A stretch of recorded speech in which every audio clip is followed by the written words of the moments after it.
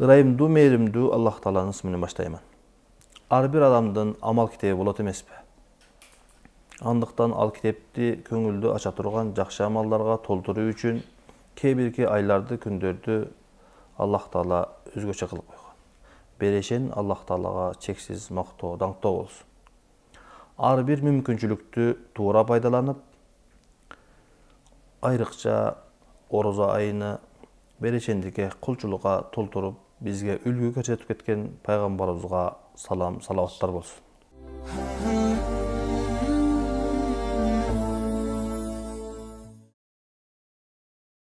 Урматтуу телекөрүүчүлөр, сиздер орозо айына арналган Райян теледолбоорун көрүп жатасыздар. Бүгүнкү берүүбүздө орозо айынын өзгөчөлүктөрү деген теманын айланасында маек кылмакчыбыз. Ал эми сыйлуу коногубуз Надва мечитинин имам хатиби устазыбыз Садыбак Астолов. Ассаламу алейкум. Алейкум ассалам ва рахматуллахи ва баракату. Устаз, өзүңүз билгендей эле Аллах Таала кээ бирки айларды, күндөрдү, кээ бирки убакыттарды ушундай өзгөчө кылып, ошол убакытта дуаларды кабыл кылганга же болбосо ибадаттардын соону көп кылганга өзгөчө кылып берген да. Бизге эми ушул орозо айдын өзгөчөлүктөрүнү башка айдан өзгөчө болуп, момундарга, мусулмандарга мүмкүнчүлүктөр кандай байкалат, ошону айтып берсеңиз. Бисмиллахир-рахманир-рахим. Аллахка чексиз шүгүрлөр. Аллахка чексиз шүгүрлөр айтышыбыз керек. Аллах бизге өз мээримин төккөндүгү үчүн, бизди өз ырайымына алгандыгы үчүн, биздин көпчүлүгүбүздү, дээрлик баарыбызды бейишке киргизгиси келгендиги үчүн Рамазан айды берди да. Кудайга шүгүр. Аллах бир жерден экинчи жерди ыйгыраак кылып, бир жерди башка жерлерге караганда, бир орунду экинчи орунга караганда ыйгыраак кылып, өзгөчө, бир убакытты башка убакыттарга караганда пайдалуураак кылып, сооптуураак кылып, берекелүү. Ооба.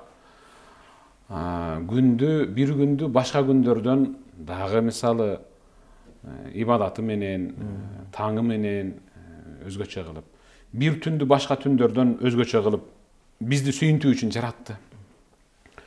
Ошол сымал эле ыйык Рамазан айды башка айдан өзгөчө кылды. Анткени калган 11 айда кээде ибадат кылсак, кээде кыла албай, кээде оңго, кээде солго бурулуп, олку солкулуп жашап атканыбыздан, бендем сен ушул бир айда бир күрөш жаса, сен өзүң күрөш, өзүң менен, нафсың менен күрөш да, анан мага бир сыйынып ал, ушул бир айдагы жасаган ибадатың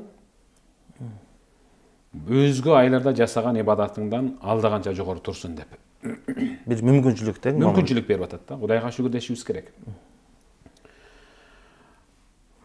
Мында бир өзгөчөлүгү жакын арада бир жерде чоң бир супермаркет курулуп бүтүптүр. Жанынан машина өтүп атканда биз жакында ачылабыз деп жазып коет да. Бул реклама. Биз жакында ачылабыз деп. Анан ошондой супермаркеттен супермаркетти кууп жашаган инсандар болот бизде. Анткени алгач эле ачылганда ал жерде акция жүрөт да, көп нерселер арзан кетет. Же болбосо бир нерсени алсаң, экинчисин кош берет бейлекке дегенде. Башталышында. Анан көп нерселер ошол жаңы ачылганда ошол супермаркеттерде сапаты менен, аябай сапаттуу буюмдарды алдыга коюп, элди өзүнө тартыш үчүн, кызыктырыш үчүн. Кээде ошол супермаркеттин ачылганына катышып калсаң, сүйүнөсүң. Анан ачылыптыр деп сыналгыдан көрүп калсаң, аттың барбай калдым.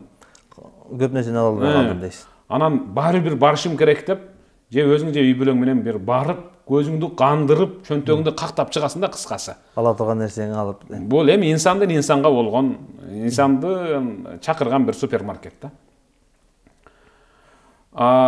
Рамазан айы туфаттах фихи абвабул жанна. Мында ыйык Рамазан айда 5 эшик ачылат. Ал супермаркет буякта турсун. Мында 5 эшик ачылат. Мында чыныгы мусулман, чыныгы муъмин үчүн. Ыйык Рамазан айдын алгачкы түнү 5 эшигинин 5 эшик ачылат. Алгачкы түн дегенде бейшембинин түнү жуманын түнү болуп эсептелип атпайбы? Ошол себептен ыйык Рамазан ай эртең башталат деген түн ыйык Рамазан айдын түнү болуп атат да. Ошон үчүн пайгамбарыбыз "Хада шахру Рамазан жаакум туфаттаху фихи абвабул жанна ва тугаллaqu фихи абвабун нар ва тусалсалу фихи шаятин." Бул ушундай ыйык ай, Рамазан айы. Мында 5 эшиктер ачылып, тозок эшиктери бүрөт толо жабылып, кулуптанып, шайтандар кишенделет. Башка бир хадисте болсо, пайгамбарыбыздан Абу Хурайра риваят кылып атат. Пайгамбарыбыз айтты: "Ида кана аввалу лейлатин мин шахр Рамазан", эгерде ыйык Рамазан айдын алгачкы түнү эле кирип калса, суффидати шаятун ва марадатул джинни. Шайтандар анан марадатул джинни, жиндин эң жамандары. Жиндин эң кара мүртөз жамандары кишенделип калат. Көрсө, жиндин жакшылар деген алар адамга зыян бербеген мусулмандары. Жана алардын ичинен муъминдери кишенделбейт. Ибадат кылып жүрүшө берет алар. Ибадат кылып жүрө беришет бизге окшоп. Ва гулликат абвабун нар фалам юфтах минха баб. Тозок эшиги биротоло кулуптанып, ким үчүн кулуптанат ошондо? Эки адам отурат. Бирөөсү орозо тутуп, бирөөсү орозо тутпай. Мүмкүнчүлүгү чектелбей, орозо тутканга мүмкүнчүлүгү бар киши орозо тутпай эле, жанындагы киши орозо туткан. Орозо туткан киши үчүн тозок эшиги жабылат, бирок ал үчүн эртең эч качан ачылбайт жабылган эшик. Эгерде күнөө эле кылып койбосо. Бирок орозо туткан кишинин жанындагы орозо тутпаган киши үчүн тозок эшиги жабылбайт. Дагы эле күтүп турат. Дагы эле күтүп турат аны. وفتحت أبواب الجنة فلم يغلق منها باب. 5 эшиги ачылат орозо туткан адамга. Рамазан ай чыгып кеткенден кийин деле ачык тура берет, эч качан жабылбайт. Анткени ал ыйык Рамазан айдан алган сабагы менен, иман азыгы менен кийинки Рамазан айга чейин ал ошол сабагы менен жашайт. Ва юнади мунадин ликул лейла. Ар бир түнү Аллахтын алдынан бир чакыруучу үн катат. Я багиял хайр акбил ва я багия шар аксир. Эй жакшылыктын аркасынан сая түшүп издеген, умтуле бер алдыга. Ушунуңдан тайбагын. Ыйык Рамазан ай бүтүп кеткенден кийин деле ушинтип жакшылыктын аркасынан умтуле бер. Эй жамандык изденген, аксир токтон эме. Жүгөндөп токтонуп кал өзүңдү. Оңол деген. Валиллахи утаqa минан нар ва залика кулли лейла. Аллах ар бир түнү, ыйык Рамазан айдын ар бир түнүндө болуп көрбөгөндөй өзүнө сыйынган, табынган, ыйык Рамазан айды Аллахтын буйругу деп туткан, иман келтирип туткан адамдардын денесин тозоктон боштондукка чыгарылды деп жазып турат да. Устаз, эми ушул жерде сиз азыр мындай өтө чоң мындай өзгөчөлүктү айтып кеттиңиз да. Мусулмандар үчүн, момундар үчүн жаннат эшиктери ачылып, тозоктор жабылып, ушундай сонун мүмкүнчүлүк күтүп турат экен да. Ушул мүмкүнчүлүктө эми момун мусулман адам кайсы жакшы нерсе менен ушул мүмкүнчүлүктү жакшы пайдаланып калса болот? Мен айтайын эгер мындай болуп атат да. Хадисте шайтандар марадатул джинни, жиндин эң кара мүртөс жамандары, мусулман момундарга душмандары кишенделип калат да. Анан мага бирөө суроо берди. Устаз, шайтандар, жиндер кишенделет дейсиңер. Мен ушул хадисти укканда, ой Кудай, мага бир ушундай шанс келди, мүмкүнчүлүк келди. Менин досторума да бир мүмкүнчүлүк келди деп сүйүнгөм дейт. Анткени өзүм да баягындай күмөн иштерден токтолуп, досторум да жаман иштерден токтолсо, демек биз Рамазан ичинде оңолуп калат экенбиз да деп. Шайтан бизди жаман жака баштабайт экен. Анда бул досторду жөн эле мен, орозо тутчу деп эле катуу айтсам тутуп калат экен да деп ишенип биринчи ушул хадисти укканда дейт. Анан досторго айтсам, жок, мен тута албайм, менин башым ооруйт, менин ичим ооруйт, шылтоолорду айтпан, ордо тутпай койду дейт. Анан неге булардын жин шайтандары байланбадыбы деп кыжырат боло бердим дейт. Анан мага айтып келди ушуну. Анан мен да анан дароо жооп бере албай аябай кыйналдым, кысталдым. Токтоп тур эми, буну мага убакыт бер деп китептерди ачып отурган бул жерден бир жооп таптым. Ислам аалымдарынын берген жообун караңыздар эми. Машаалла. Сүрөнүн Кур'андын эң аягында Нас деген 114 сүрө бар. Ошол сүрөнүн эң аягында минел жиннети ван нас. Жиндердин жамандыгынан, адамдардын арасынан жиндердин деңгээлине түшүп калган адамдардын жамандыгынан сактоо сураймын деп сактоо сурап ал. Анткени адамдар бар, кээ бир адамдар жин шайтандын деңгээлине жетип калган. Жамандыкка баштайт, жамандыкка үндөйт. Ооба. Мен эми учурдан пайдаланып, урматтуу жамаат, кагалайын бир тууган, садага болоюн бир туугандар. Мына бул ыйык Рамазан айда кайсы бир досуңар, кайсы бир тууганыңар орозо тутпай, мүмкүнчүлүгү бар болуп орозо тутпай калса, сен орозо туткан абалыңда кыбыланы карап алып, колуңду көтөрүп, көзүңдөн жаш агызып, жүрөгүң менен буркурап ыйлап, ошол мүмкүнчүлүгү бар болуп туруп орозо тутпай койгон бир тууганыңа Кудайдан кечирим сурап бер. Ага хидаят сурап бер. Анткени ал мүмкүнчүлүгү бар болуп тутпай койгондугу менен ал кишенделип турган жин шайтандын деңгээлине түшүп калгандыгы үчүн кишенделбейт да. Эмнеге ошол мүмкүнчүлүгү бар болуп туруп кишендел орозо тутпаса, кишенделбейт десе, анткени анын инсандык сый урматы бар. Адам деген аты бар, ошон үчүн ал кишенделбейт. Аллах аны күтө берет, кайра күтөт. Баары бир келип мага, баары бир мен кечирим эшигимдин эшик такылып босогосуна келет. Мен эшигим тыкылдатат, менден кечирим сурайт, мен аны кабыл кылам деп Алла Таала күтүп атат да. Ал эми сиз айткан ушул ыйык Рамазан айда кайсыл жакшы иштерди жасап мүмкүнчүлүктү пайдаланып алайлы деп атасыз да. Ал эми бул ыйык Рамазан айдагы биринчи мүмкүнчүлүк өзү тыйылуу. Тыйылуу деген ал орозо тутуу менен башташ керек. Эң биринчиси. Негизгиси ушул. Алла разы болсун устаз. Андан кийин ушул жерде эми азыр айткандай эле мүмкүнчүлүктү пайгамбарыбыз деле жакшы пайдаланган да. Ошон үчүн бизге пайгамбарыбыздын эң бизге таасирлүү бир үлгүсүн айтсаңыз, пайгамбарыбыздан ошол жерден кандай бир таасирлүү үлгүсүн алсак болот? Ушул орозодогу өзгөчөлүктү жакшы пайдаланганда. Пайгамбарыбыз саллаллаху алейхи ва саллам жөнүндө сахабалар айтканда, ыйык Рамазан ай кирерде мурда эле пайгамбар өзү жоомарт эле. Өзүндө болбосо да өзгөдө бар болсунчу деп умтулган инсан эле. А бирок пайгамбар ыйык Рамазан ай кирип келгенде айкөлдүгүн өзгөчө көрсөтчү. Пайгамбардын өзгөчөлүгү ал сыдырым жүргөн жагымдуу желдей эле. Ушунчалык жеңил болуп калчу эле. Жаш баладай болуп, кадимкидей бирөөлөргө зирек болуп, сый урмат көрсөтүп калчу эле да. Биздин ыйык Рамазан айдагы ала турган сабагыбыз пайгамбардан. Ошол пайгамбарга окшошконго аракет кылышыбыз керек. А ыйык Рамазан айдан ала турган дагы бир сабагыбыз кайсыл? Айша энебизге келип пайгамбар өтүп кеткенде сахабалар: "О муъминдердин энеси, айтыңызчы, биздин пайгамбар жөнүндө билбей калганда кандай купуя жашыруун сырлар бар, айтыңчы, пайгамбар кандай инсан эле" деди. Айша энебиз сахабаларга карап туруп: "Пайгамбар ушундай инсан эле, эл арасында жүргөн, басып жүргөн тирүү Куран эле" деген. Жашоосу Куран эле. Жашоосу Куран болгон пайгамбардын бизге сүйүнчүлүгүн ыйык Рамазан айына кирип баратабыз да. Бардык нерсенин өзүнүн майрамы бар. Эгемендүүлүк майрамы бар. Билим майрамы бар, түшүм майрамы бар, аялдардын майрамы бар дегендей.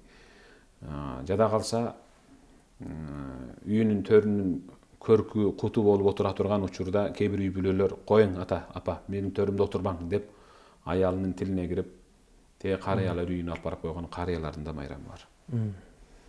Ал эми биз үчүн эң мыкты майрам бул Кур'андын майрамы эмеспи? Кур'ан түшкөн ай биз үчүн, мусулмандар үчүн, чыныгы муъмин үчүн ал эң ыйык Рамазан айы майрамы. Құда ошол жөнүндө пайгамбарыбыз саллаллаху алейхи вассалам бул ыйык Рамазан айдын орозосу юкаффиру сайиат, күнөөлөрдү куйкалап, жок кылып өчүрүп ийет. Мурунку. Ооба. Мурунку жасалган күнөөлөрдү. Ал жөнүндө пайгамбарыбыз саллаллаху алейхи вассалам Ас-салаватул хамс, 5 вакыт намаз. Багымдат окугандан кийин 5-инге чейинки жасалган майда барат күнөөлөрдү. 5-инден асырга чейинки. Вал жумаату илал жума, жума намазынан кийинки жума намазына чейинки жасалган майда барат күнөөлөр. Ва рамадану ила рамадан. Былтыркы тутулган Рамазандагы орозонун быйылкы тутула турган ыйык Рамазан айдын орозосуна чейинки майда барат жасалган күнөөлөр. Мукаффират ма бейнахунна изастанабал кабаир. Кабира чоң күнөөлөрдөн эле өзүн кармап жүрсө, майда күнөөлөрдүн бүт бардыгын жууп жиберет деген сүйүүсүн кабар айтты. Ушуга да шүгүрлешибиз керек да. Кудайга шүгүр. Демек бул ыйык Рамазан айдын орозосу, ал биз билбей сызып алган, биз билбей жазып алган, ак баракка жазган, карандаш менен жазган каталарыбызды өчүргүч деп түшүндүрсөм болот да. Устаз, жана бул жерде Курандан түшкөндүгүн, Курандын өзгөчөлүгүн айтып кетпедиңизби орозо айынынча? Ошон үчүн бул жерде сурагым келип турат. Эмне үчүн өзгөчө ушул орозо айында Куранга өзгөчө көңүл буруу керек? Эмне үчүн деген? Аллах Таала өзү айтып атат, сана Шахру Рамадан аллази унзила фихи ал-Кур'ан худан лин-нас ва байинати минал худа вал фуркан. Садакаллахул азим. Адамдарга хидаятты көрсөтүш үчүн, хидаятты баян кылып, ачык, айкын кылып, арам менен адалды, жаман менен жакшыны ажыратып бериш үчүн ыйык Рамазан айда силер үчүн Кур'ан түшүрүлдү дейт. Ыйык Рамазан айда Кур'ан түшүрүлгөн. Ал Аллахтын өзүнүн тандоосу, башка айда түшүрсө болмок да. Бул ыйык Рамазан айдагы Кур'андын түшүрүлүшү ал Аллахтын өзүнүн тандоосу, бизге ошентип тандап берди. Ошол себептен ушул Кур'ан түшүрүлгөн айда мен Кур'анды окуп калайынчы, Кур'андан сабак алып калайынчы таасир ал деп сабак алышыбыз керек да. Бул Кур'ан айы ыйык Рамазан ай. Эмнеси менен башкалардан өзгөчөлөнөт десе, бул ыйык Рамазан ай Кур'ан айы болгондугу үчүн. Анткени пайгамбарыбыз саллаллаху алейхи вассаламга Жабраил алейхиссалам жылына бир жолу келип мудараса өкө сабакташчу дегени пайгамбар окуп берсе, Жабраил алейхиссалам окчу. Кайсы бир Рамазанда пайгамбарыбыз саллаллаху алейхи вассаламга Жабраил алейхиссалам 2 жолу түшүп, 2 жолу Куранын өткөргөн, кайталат. Хатым кылып. Анан ошондон кийин пайгамбарыбыз өзүнүн кызы Фатима энебизге, өзүнө жакын турган сахабаларга өзүнүн ажалын, мөөнөтүнүн төгөнүп калгандыгын эскерткен. Байкашыма караганда ушул жыл менин силердин араңарда боло турган акыркы жылым деген. Коштошуу. Пайгамбарыбыз саллаллаху алейхи вассаламдан ала турган сабак, ыйык Рамазан айда пайгамбардын жүрөгүнө небак жат болуп калган Кур'анды Аллахтын буйругу менен Жабраил алейхиссалам келип, окуңчу мен угайын өзүм түшүргөн вахийни деп угушу. Пайгамбардын Жабраил алейхиссаламга эми аны мен жаттап алгам да, окубай эле коеюнчу дебестен кайра кадимкидей окуучу кантип отурса ошентип отуруп окуп бериши бул биз үчүн болуп көрбөгөндөй бизге эм дем боло турган, эң күч кубат бере турган сабак. Айрыкча ыйык Рамазан айда Кур'анды кармап, башка китептерди жаап коюп, бассак турсак, мейли үйдө, мейли жумушта болсун, мудараса сабак кылып окушу бул кимдин сүннөтү десе, бул Жабраил алейхиссалам менен пайгамбар саллаллаху алейхи вассаламдын сабакташкан сүннөтү. Эң улук сүннөттөрдүн бири. Анткени биз өзүбүздүн шамдагайлыгыбызды, күчтүүлүгүбүздү ушул Кур'ан окуу менен көрсөтүшүбүз керек. Болбосо Халид ибн ал-Валид, Сейфул Маслул, кадимде сунулган кылыч, Аллахтын кылычы деп эсептелген улуу сахаба. Алар Кур'анды жатташкан. Ооба, жатташып, анын жанында мейли Кур'ан баракчасы жүрсүн, бирок Кур'ан алар үчүн жат эле. Амал кылуу менен, бирок кээде үйүндө отурганда мусхафты кармап туруп, өп, бешенесине сүртүп, көкөрөгүнө бекем кысып, шагалана анкал жихад. Ey Allah'tın kitebi, ey Allah'tın sözü, seni ulam karmap okuy alбай kaldım. Анткени мени сенден жихад алаксытып койгондой болуп атат. Жихад менен көбүрөөк алпурушуп калып атам дейт. Караң, жихад деген ал кандай чоң амал. Ошол учурда мен сени окуй албай калдым да деп аябай үзүрүн айтып кемчилдигин мойнуна алып атат да. Аттен кылып. Эми биз азыр кайсыл ишибиз менен Кур'ан сен окуй албай калдым, муну ол жакта ушундай чоң иш жасап аттым деп көзгө тутабыз. Бизде айта турган бир эле сөз бар экен. Шагалана анкал жихаз. Мусхаф, Кур'ан сенден бизди телефон тосуп койду. Телевизор тосуп койду. Интернет тосуп койду деп болбогон бир нерсени шылтоо кылат экенбиз. Шылтоо кылганда дагы аябай улуу нерсени шылтоо кылсак, анда ал шылтоо өтөт да. Ошол себептен ошондой улуу инсандар жихадта жүрүп болсо дагы мен Кур'ан окуй албай калдым деп аттиң арман кылып өкүнүп ыйлап атканынан алына турган сабак эртең биздин бүк түшүп отуруп окуй турган китебиз Кур'ан колубузда болушу керек сөзсүз түрдө. Устаз, сизге Алла разы болсун. Бул жерде бизге өтө таасирлүү үлгү ала турган пайгамбарыбыздын сүннөттөрү жана биздин бүгүнкү күндө ушул Кур'ан-ы Керимден алаксып башка нерселерге көңүл буруп калганыңызды байкап турабыз. Аллах субханаху таала сиздин илимиңизге береке фейиз берсин жана айткан осуяттарыңызга баарыбызды, момун мусулмандарды амал кылганга насип кылган болсун. Урматтуу телекөрүүчүлөр, бүгүнкү берүүбүз соңуна чыкты. Кийинки берүүдөн жолукканча саламатта болуңуздар. Ассаламу алейкум ва рахматуллахи ва баракатух.